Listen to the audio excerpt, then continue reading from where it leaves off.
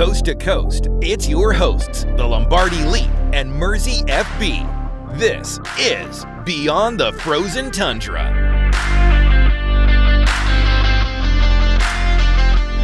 Hello, everybody. Welcome back to the show. I'm your host, Lombardi, here with Mersey, and we are finally getting into some tight ends. Offense for once. Yes, offense for once. We talk a lot about defense because, we need a lot of defense here, especially corners and defensive tackles. But tight end is kind of a sneaky need here. I mean, Tucker Kraft's coming back from an ACL injury. Going to get extended, though. Everything seems to be going well with his rehab. Awesome tight end. Luke Musgrave hasn't really turned out to be the second-round pick that I think the Packers thought he was going to be. And they did bring back Josh Whyle or John Whyle? They brought back Josh Whyle, yes. Josh Whyle. They did bring back Josh Whyle. So you're three deep in the tight end room right now. Other than that, though, it's like, who's going to be that tight end for?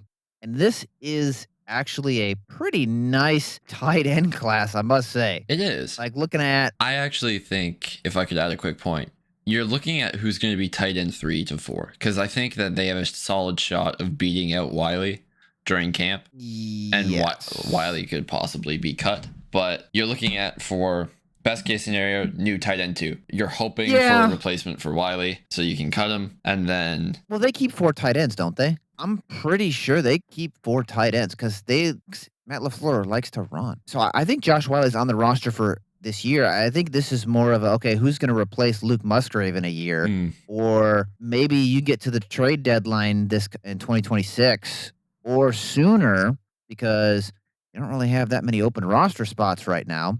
And Luke Musgrave really isn't in your long-term picture, especially with Tucker Kraft. You see what you can kind of get for him here. So that I think that you could be, like you said, tight end 1 and 2 is Tucker Kraft and some other guy. That is if they want to do this whole inline tight end Luke Musgrave 2.0 thing. I don't know what the Packers' obsession is with having one of those tight ends, because they did it with the ghost of Jimmy Graham, and then they brought in Luke Musgrave. Because I know that we looked at guys who maybe are supposed to be good at run blocking, or we think that the Packers would like them to be good at run blocking. But I don't know if that's true when they bring in guys like Jimmy Graham and Luke Musgrave, That is true. And so the way I went about this week's episode is looking at tight ends who are primarily run blockers or have good ability at run blocking, because I'm thinking Tucker Kraft is going to be on the snap count early, and there's nothing wrong with having 2 Tucker Krafts. So no, that is true. That'd be great to have 2 Tucker Krafts. The guys that I looked at are kind of, I would say, like they fit the RAS score specifically to start, and they are either good at run blocking potentially, or they have the upside to run block. They're willing to. They may not be the greatest at it, but they have the ability to. Okay. And the reason I say I specifically kind of stress the RAS score here is because if you listen to the last episode, I did talk about a little bit about what they look at for the number specifically on defense. I did mention tight end a little bit here, but if you look at when Tucker Kraft was drafted, 9.68 RAS score. Yeah, he was a bit of an alien, right? I remember a couple tight ends who have had higher, but other than that. And then Luke Musgrave was a 9.77. So those are the 2 tight ends drafted by both Brian Gutekunst here with a very, very high relative athletic score. Both of them scored very well, scored great in composite explosion, and they did well in agility too. Just good in agility. Like Tucker Kraft was kind of a freak of nature. I will say this, coming out of South Dakota State. My goodness, it's no shock he was this good. But let's get into the list here. We will go from quote-unquote worst to first here. And would you like me to go first, or would you like to go first? You go first. You go first for sure. So I do have them kind of ranked a bit. I would say my last guy on the list is Tanner Kazoil. Okay, I didn't watch him. Out of Houston. He is my you trade Luke Musgrave. Packers are obsessed with Luke Musgrave type tight ends. They went after Jimmy Graham. They seem to want that inline tight end potentially. His RAS score was 9.72. He weighs 247 pounds. He's 6'6", ran a 4.7 40-yard dash, scored elite in the explosive grade here. Very much in line with the Packers athlete. I have him around a round 4 grade. He is that vertical receiving tight end. He's an explosive seam threat, a very good mover. I mean, I think when it comes to the Packers suffering in the red zone, especially after Tucker Kraft went down, Tanner Kazoil is a very, very good red zone mismatch as well, because he has better ball skills in my opinion than Luke Musgrave does right now, and he actually stays on his feet. Yeah, that's been the issue with Luke. Is like, yes, gotta stay on your feet, man. Gotta stay on your feet. Yeah, one of the negatives that is, I think, a positive for Matt LaFleur is that early on, while he's developing, his blocking is below the NFL standard. It is. Like, it's just the reality of it. He does need refinement versus press and physicality as well. But he is scheme dependent, and if there's somebody who loves scheming open wide receivers and tight ends, it's Matt LaFleur. I could definitely see Matt LaFleur using him to line up as a wing, line him up detached, line him up in the slot, just to kind of allows him to create spacing for wide receivers underneath. And we have some guys who are really good at that too now moving forward, especially like Matthew Golden, Jaden Reed are very good at getting space underneath, and having a tight end like Kazoil would only open that up even further there. So early on, kind of an inline receiving vertical tight end, but I do think he can develop that blocking ability because he does have the frame. I mean, 6'6", you get him in an NFL weight room too. I mean, he ran a 4.7 40-yard dash. Like, you're not going to take much away by beefing him up a little bit there. So I see the potential. Can come in, really makes Luke Musgrave expendable there. He's some fun tape too at Houston. Yeah. I mean, I see the athletic profile with him. Again, I would just like to get more of like a do-it-all tight end instead of just a primary receiver. Just kind of a key note here. I mean, yards per route one was 2.26. Yeah, so that's over like the 1.5. Yeah. Pretty good. Yeah, as we've mentioned before, yards per route run, it's the most stable production metric to use in projection to the next level. And so anything above 1.5 tends to work out pretty well in your favor statistically. So I get like Mike Gesicki vibes from him. Okay. In essence, was what I kind of get. Yeah, that would help the offense for sure. Who's your number 5? Nate Borkacher, A&M. Borkacher. Interesting. Okay. So great run blocker, okay receiver, but he had a 75% contested catch rate. So that's what pops with the receiving game from him. As a tight end this year, he was targeted 22 times, caught 19 of them, had 198 yards, so 10.4 yards per reception. So averaging a first down, not bad. And he had 3 touchdowns. I think he's very much a do-it-all tight end, not like super refined and could use some development. I've watched a little bit of Texas A&M stuff, not as much as I should have, because they did spend some time there. Yeah, I will say that. And like his best game was like Florida, Mizzou, Arkansas. So that's not bad teams to play against. Well, either. I mean, they always have bad records, but they're still like big time SEC schools. So yeah, that is very true. Did well against South Carolina too, chipping people like Dylan Stewart. So that does help. Who would you comp him to? Who would I comp him to? Hey, what kind of vibe do you get from him? Kind of like a low end Dallas Goedert ish. Hey, I like that. That's a good comp. I think I have a Dallas Goedert comp here coming up. Actually, Dallas Goedert is kind of like an all around type of guy. Which another guy. Wait, before we keep going for you, can I ask you a question? Yeah. Where did you watch Eli Raridan, and where would you have had him? Eli Raridan. Notre Dame. Yeah. What's his initial projection again? Like 5th round or 5th to 6th round, yeah. I guess man, that's tough. Like, because he wins his contested throws, and I do like the way he blocks, but I don't like the way he moves. Does that kind of make sense? That does make sense.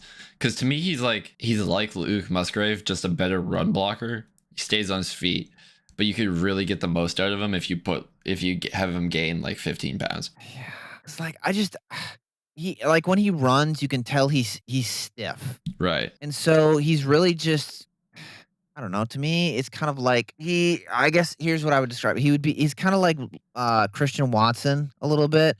Like he'll get the contested catches, Mhm. but he's not going to get you yards after catch, which I guess is Luke Musgrave. So that's actually a great comp because Luke Musgrave isn't really going to get you any yak at all. I mean, yeah, I'm fine with like the 4th round, maybe 5th. I just think that there are so many, like this class has a lot of good tight ends all around that I could argue that go above him just because they can do more right now. You know, Right. I don't know. That's tough. I mean, they have him 5th and 6th. I could see it, but I could also see a team kind of liking that contested catch ability and the upside there. So I wouldn't be shocked if he goes like 3rd or 4th. But I think his butter spot would be 4th round, in my opinion. And I'm kind of in line with how you see him there too. Oh, one more thing for my Borkature point. I think he's versatile. Like you could be all over the play, like whether it's an H-back, slot, split out wide.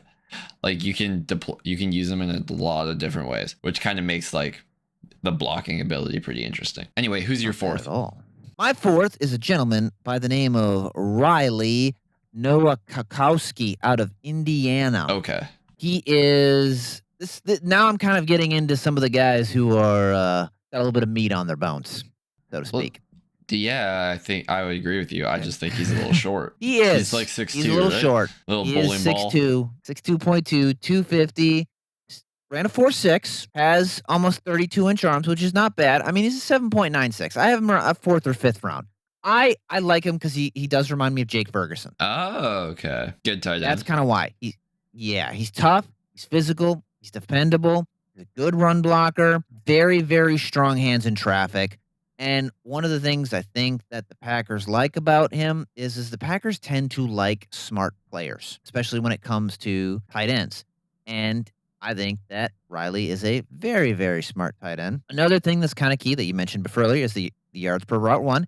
He still had a 1.68, which is not bad at all. And he was, look at this, you ready for this? Receptions, 32 receptions on 36 targets, 12.1 yards per reception, only 2 touchdowns. But this dude got his hand in the dirt, like absolutely got his hand in the dirt, and is a monster blocker. I would say you could also say he kind of reminds me of Big Dog. Okay. Like a 6'2" Big Dog in the run game there. So at the very least, he can come in and you're running the ball with him. Yeah. And he can do it. I think he could leak out too. So I like the dependability there. Like I said, Jake Ferguson comp right there. Fits the run heavy sets, the play action. I definitely think he'll play well for special teams, and Packers seem to be investing in that special teams. I think that's the key thing too.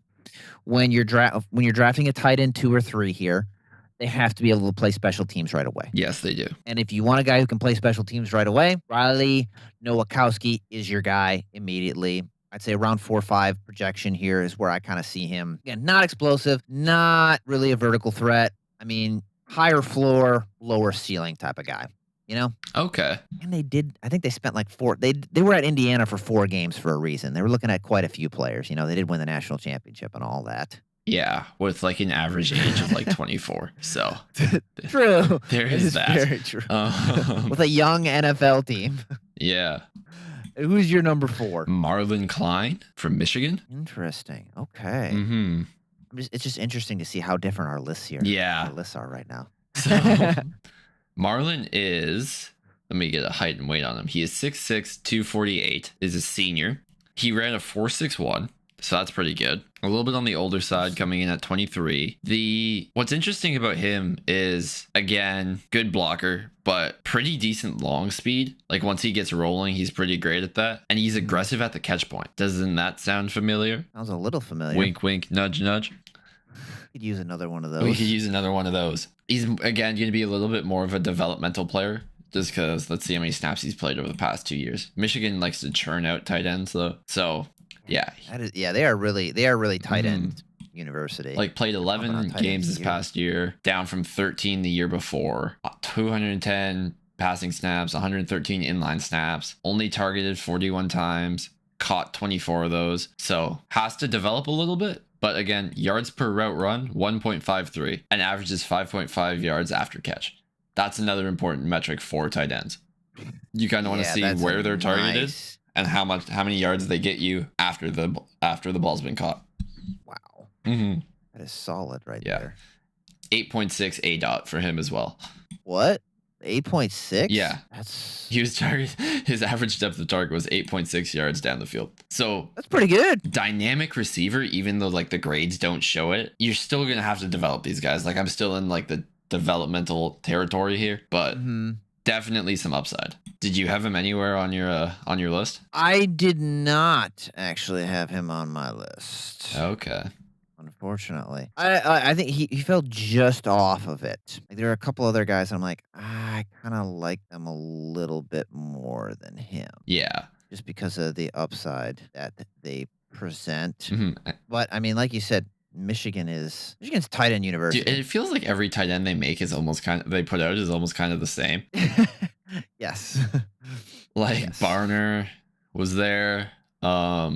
Who else? God, I can't say because Loveland was was obviously out there. of Michigan. A couple other ones Yeah. too. They're always pumping out tight ends. anyway, like That was the weaknesses for Klein are like limited route tree, not super fluid, and erratic hand placement when blocking. But he is willing. He's very willing to do it. that. I think that's key too. Mhm. Is like the Packers will take you if you're a willing blocker. I mean, they took Luke Musgrave. Yeah, but really poor Like- 3-cone, like 14th percentile 3-cone. So that might steer them away from him. That might steer him away. Yeah, just a little bit here. That was your number 4, Yes, right? it was. So I'm going actually. You're going to 3. I'm going to 3. Yeah, I'm going to Utah. Oh, we have the Going same 3. Specifically, I think. do we really? I think Which Utah did you go to? BYU or Utah? Utah. Dalen Bentley? Yeah. Yeah. Well, I also Jalen think Bentley's we my have the 3. same 2 and the same 1, so this episode just got a lot easier. Or like the same 2 people, just in different spots. That's kind of funny, actually. Take Dallin Yeah, Bentley I mean, away. dude, Dalen Bentley, man. I mean, inline Y with upside. Yeah. Like, that's right away. 9.37 was his RAS score. He didn't do the agility testing because nobody Nobody does does agility agility testing. testing anyway. It's not worth it. No, it's really not. I mean, it shows up on if it shows up on tape, it'll show up on Well, no, tape. I think hear it does. he did the 3-cone at his pro day. Oh, did he? Yeah. Okay. 7 seconds, 79th percentile. Oh, that's actually not bad at all. I think that's within the Packers' range. Too. Yeah. But I mean, he's good explosive. I mean, vertical, 35-inch vertical. That's really good. Ran a 4.62, 4.6. 40. Yeah. Yeah, that's really solid there. Here's a number Um, to say 100.7 or 107.0 passer rating when targeted, Nice. and He also 0 pl- drops per PFF. Yeah. Also, he played very well against Texas Tech, Mm-hmm. which is a tough team, and Nebraska too as Oh, well. more Like, Texas you know, Tech. Having More to chip Texas Tech. but- Height or Bailey would not have been fun, but Yeah. And like, I mean, 61.7 run blocking grade. He had 48 receptions, 76 targets on 48 for 48 receptions, which is pretty good. I mean, mhm. 12.9 really took off.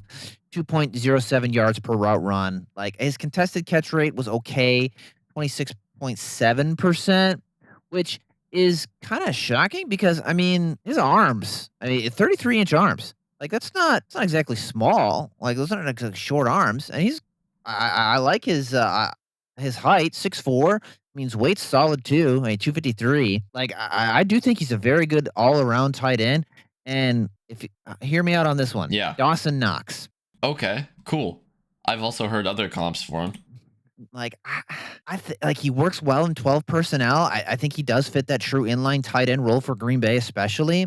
Dude, man, could you imagine having him and Tucker Kraft out there at the same time? It would be something. That would be fun. That would be fun. I think it'd be really fun. Because I think out of all the guys on the list, like, I could argue that Dalen Bentley is number 1.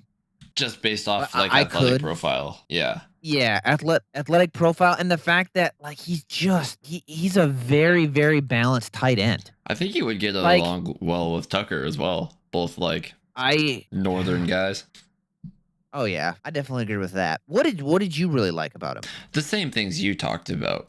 Just I like the kind of safety blanket idea of him. Mm-hmm. What's interesting to know too is he has kind of like I like his mentality. Grew up playing got a the Utah dog, yeah. fan, went to Utah, went on a mission because that's what they all do at Utah apparently.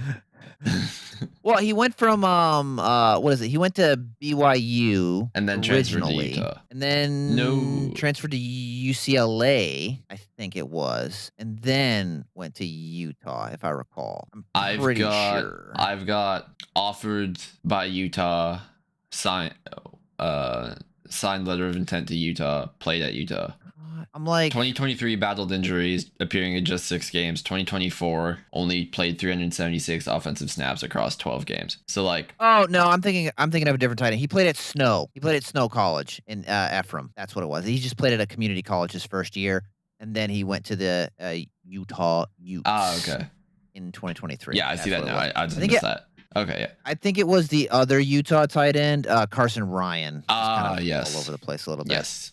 But like honorable mention there. Like thick frame at his height. He carries the 264 really well. He does. He's pretty fluid. He's a solid guy. Like pretty fluid in and out of breaks as well, which you don't say for other tight ends, especially I think one of the next guys we're going to talk about.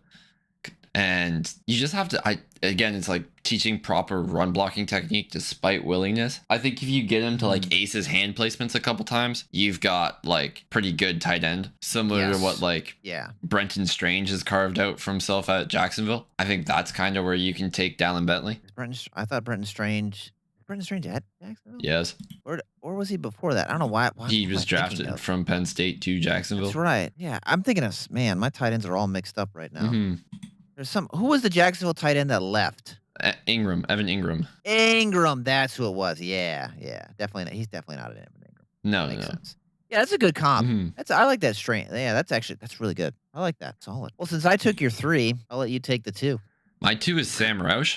Ooh, I do not have him. Oh, okay. On my list. Never mind then. That's crazy. Talk about Sam Roush though. Yeah. Since I took your 3. He's 6'5", 260. Played at Stanford. Ran a 4.7 40, so not awful. This is kind of where, not bad at all. Like, he's a prototypical tight end frame. Like, he carries that weight well and looks bigger at the same height and relative weight compared to who my top guy is. He's a willing blocker who shows effort and physicality in the run game and will finish blocks. Like, he will take his guy to the ground, which shows that mentality. But I think he whiffs a bit in space on blocking assignments, if you get what I mean. If you get him pulling up to a screen, he won't like engage with his assignment clearly and can be a little inconsistent with that. Here's kind of where my biggest issue with Sam Roush is. He's a good receiver, great ball tracking ability. He adjusts to the football and in the air really well. I don't like his route running, but I think it could be developed. He just looks stiff. That's my biggest issue with him. I could see that. But again, at like 6'5", 260 as a tight end too, I really like his upside. That's a big target. Yeah, and if he's if he's kind of like the last option a little bit every play, and it can be that safety blanket, all good. He will try and break tackles. Like, he's hard to bring down. Let's get the PFF up for him. PFF grades were never really in his favor. No. But, I mean, unfortunately, he did have 7 drops, so very Packers-y, but... No, don't jinx this. As long as you have 1 year you can catch, the Packers will draft you. Yeah. Like, I don't know what it is. Like, Dontavian Wicks had 1 good year.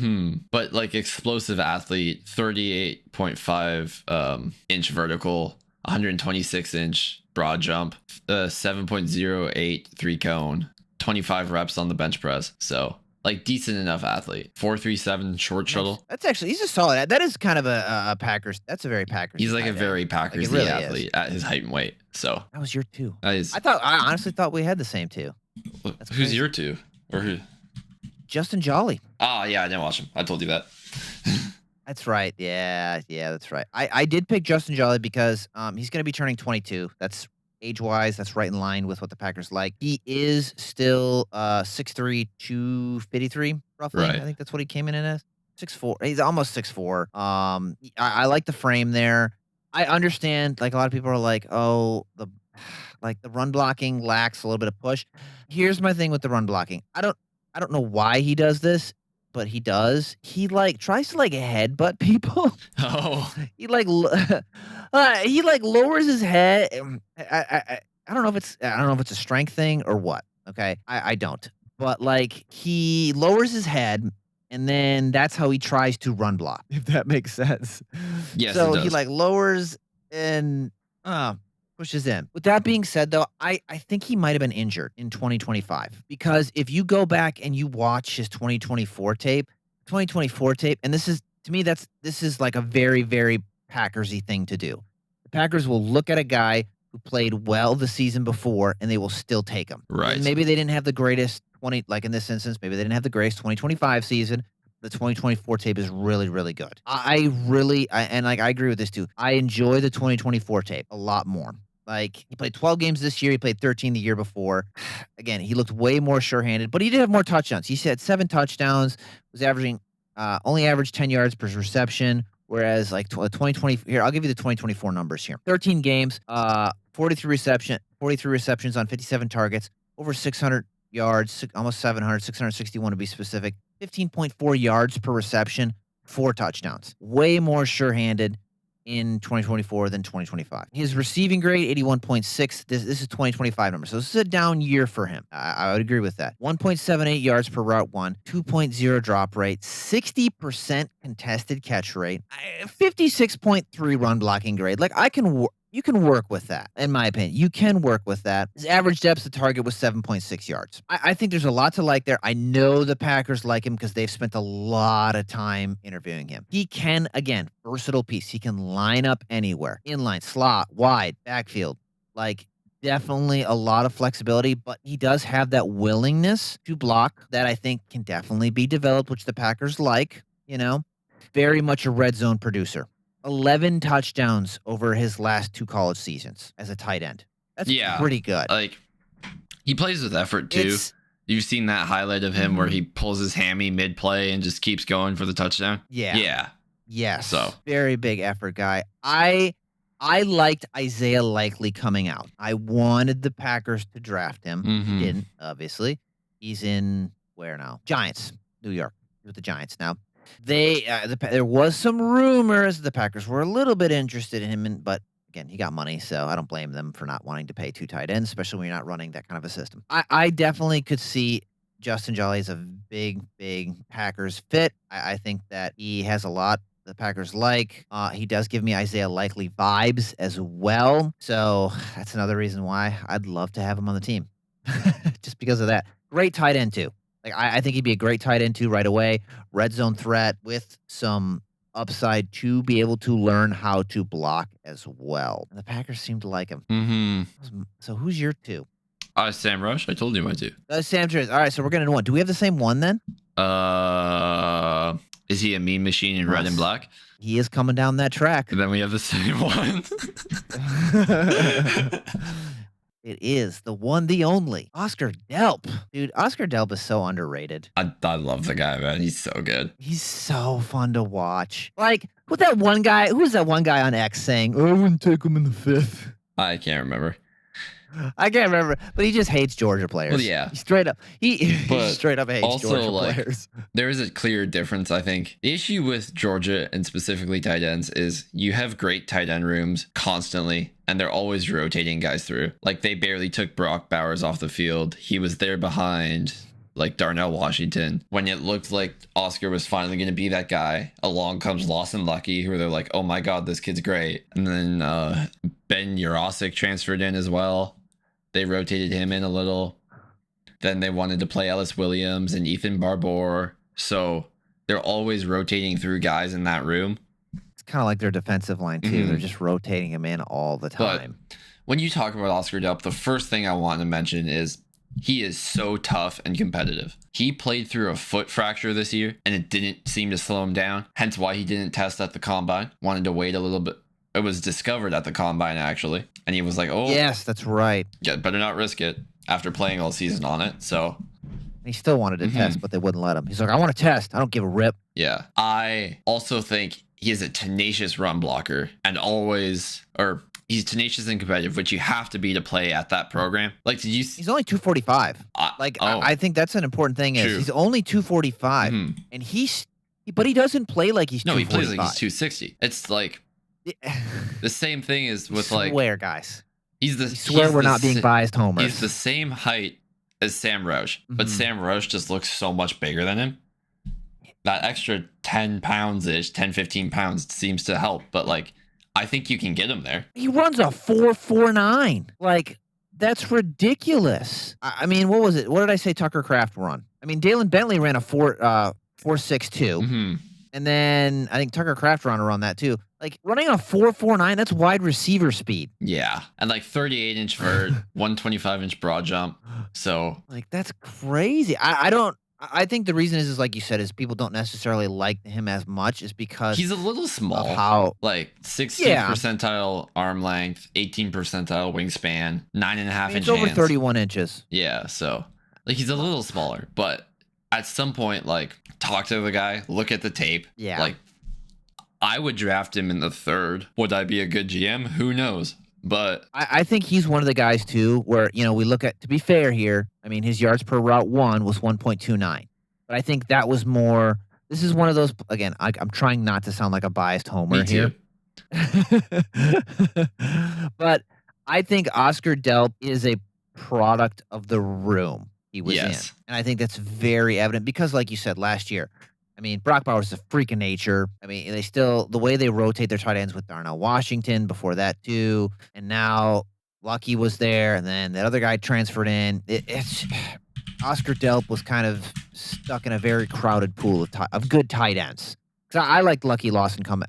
I understand why Lucky went back. I would love if he would have come out this year too. One of my favorite tight end prospects here moving forward. But like Oscar Delp's still getting 13.1 yards per reception, 11.8 the 2 years prior. Instead of going season by season with production at Georgia, take it as whole career. 70 catches, 854 yards, and 9 touchdowns across 51 games. Project that through an NFL offense where you're tight end 2. Like playing 50% of the snaps instead of the 30 to 40 that you were at Georgia, rotating through all these other guys. Yeah, I think those are very good numbers. I like those numbers for him. I think there is untapped potential there. I don't agree with the 4th or 5th round assessment. I think that's just missing. I think it's a gross understanding of how Georgia runs their tight end room. Do you have any like comps for him? Like no, but not ones that I came up with off the top of my head. Like I think Schoonmaker is a good one that I've heard. I would say. I would say. Tanner McLaughlin. No, not Tanner McLaughlin. If I'm going off my pure evaluation. I would say he's like Trey McBride-ish. Oh, okay. Maybe a bit more Bob Tonyan than Trey McBride, but I like I think both those are better. Like I just saw somebody put on their Tanner McLaughlin, and I was like, I don't know. Like I think he's a nice hybrid between Bob Tonyan and Trey McBride. I could also see a little bit of Daniel Bellinger as well in there, just a bit. But I like I like the big Bob Tonyan. I could always go for the big Bob Tonyan vibe right there for sure. I mean, I would love. I mean, realistically, for me, it would be either Delp or Bentley. Right. I would love to have either one of those guys. And then I will just throw out an honorable mention here to Jack Veiling. Okay, yeah. He is a Michigan State tight end. The only reason I'm throwing him out there is because, like I said, the Packers spent way too much time at Michigan State. Right. Like, just absolutely way too much time. He's more of a 7th round kind of tight end. Like, definitely reminds me of Luke Lakey from I think it was last year he was drafted, right? But he plays for Houston, plays well there. I liked him coming out. Just Packers spent there. He's kind of an H-back, wide receiver. He can do like some detached slot alignments. He also is a proven red zone threat. 8 touchdowns receptions in 2023. Does contested catches. Didn't really test the greatest at all.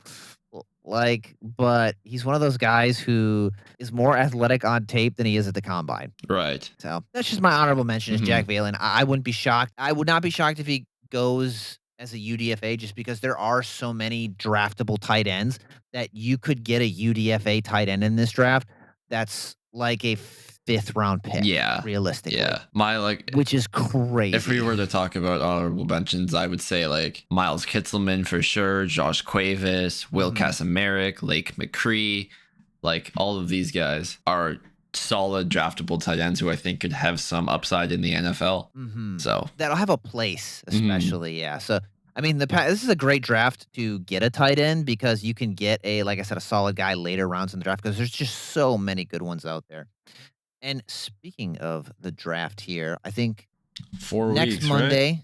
Yeah, 4 weeks away already. Man, it's coming up. We're gonna start getting into top 30 visits here soon. Okay. We'll talk about that. I think we'll talk about that next couple because they've had a couple top 30 visits, or they are bringing in some guys for top 30 visits. I've just heard of one so far. They're safety. I can't remember his name, and then right. Yes. I think I thought that was a probably meeting at just his pro day. recruiting. No, they are bringing a safety in for a top 30 visit. Okay. I think from Sam Houston. I can't remember. I'll have to check that though. And then obviously Ted Hurst, wide receiver, Georgia State. Hurst. Yeah, they're bringing him for a top 30 visit. I think next episode top 30 visit to look out for would be Christian Miller because he didn't do an athletic testing profile. They'd kind of want to bring him in, talk to him. Christian Miller, I think Dominique Orange should be a top 30 visit. I'm trying to think of anybody else who I kind of would want to see. Yeah, anybody with some medical red flags, they'll for sure bring in. And they do some UDFA recruiting too with their top 30 visits. I think next episode, I think one of the things we need to talk about, because there has been some drama just surrounding the player grades for coaches. And what I want to talk about too is that maybe they trade a wide receiver, specifically Wicks. And it sure sounds like that might be an option on the table here, is trading Wicks or potentially trading, like I said, because this tight end draft is so nice. I don't think they trade Reed. I'd say Musgrave. Yeah, he'd be the first to go, I think. Yeah. I think you and I should look at some potential trade packages for a couple guys maybe that are in the final year of their contract that could help solidify this Packers roster and who we could potentially get, Musgrave or for Musgrave or Wicks, and if you could trade for a player, what package? Okay. What that package that would be fun. Like. That would be fun. We'll do that one. We'll talk about sure. Yeah, and talk about some top 30 visits, and then next Monday we'll do another mock draft because we haven't done one of those in a bit here. That is all, folks, for today. Till next time.